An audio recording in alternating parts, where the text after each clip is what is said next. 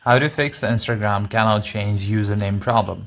To fix the inability to change your Instagram username, first you just have to ensure that the new name meets Instagram's rules. That is, it must be unique. So just start by opening your Instagram app and have it with your profile. On your profile, simply tap on Edit Profile.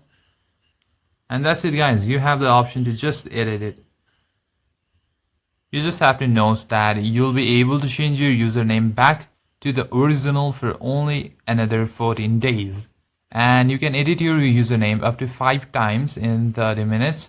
And also that your username is visible to everyone on and off Instagram. Now simply enter the new username that you want, just the username or a name, unique, Swan the Duck.